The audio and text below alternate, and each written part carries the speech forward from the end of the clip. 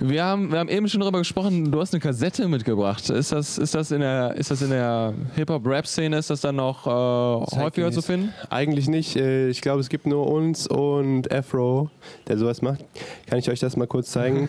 Das ist Melting Pot's Own quasi, unser Label Melting Pot Music, Shoutout an die. Und wenn du das von hinten filmen kannst, du kannst dir diese Kassette holen und hast hinten noch einen Download-Code. Das heißt, du hast die Kassette fürs Regal und gleichzeitig kannst du die MP3s runterladen und die hören. Dieser Code ist allerdings schon benutzt worden. Das heißt, also macht euch keine Hoffnung. Wer jetzt schnell einen Screenshot gemacht hat, das funktioniert natürlich nicht. Ja. Aber sowas ist wichtig, oder? Dass man so ein bisschen mal was Außergewöhnliches macht. Ja, du hast auch eine Platte mitgebracht. Also was heißt was Außergewöhnliches machen? Die Musik ist außergewöhnlich genug, würde ich sagen. Boah, da spricht er schon mal von sich selber in hohen Tönen. Das ist immer sehr gut so. Ja, aber das ist halt irgendwie bei uns, also ich höre persönlich auf jeden Fall auch sehr gerne Vinyl. Das, keine Ahnung, ist immer so ein Ritual, irgendwie die aufzulegen und die hat auch einen besseren Sound, finde ich. Also CD bin ich nicht so ein Fan von. Aber ja, okay, MP3 höre ich natürlich auch. Ich bin ja, keine Ahnung, ist halt einfacher, viel einfacher. Aber Vinyl ist schon eine sehr gute Sache, finde ich. Gibt's dein Album denn als CD oder wird das gar nicht als CD veröffentlicht? Das gibt's natürlich auch als CD. Ich habe die nur leider vergessen.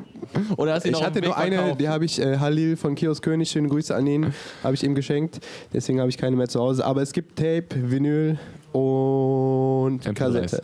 Und MP3s. Und MP3s. Ja, das ist tatsächlich wichtig, glaube ich, oder? Dass man online, also wir hatten... Ja, klar. Spotify auch, iTunes, Amazon, könnt ihr euch überall...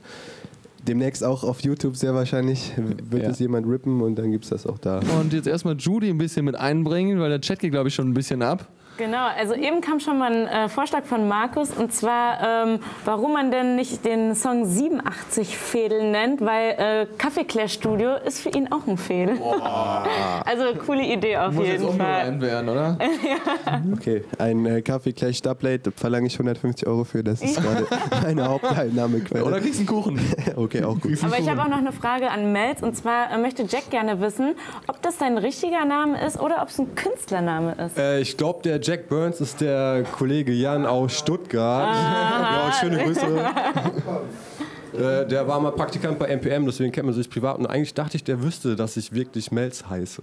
Und dass das nicht nur mein Künstlername ist. Er wollte sich einfach nur einbringen, schätze ich mal. Ja. Der weiß das denn jeder das fragt. Eigentlich ist die Frage, ist das eigentlich dein richtiger Name, Melz? Ja. Wie heißt denn du wirklich? Wie heißt denn du wirklich? Er heißt wirklich Melz. Es ist True.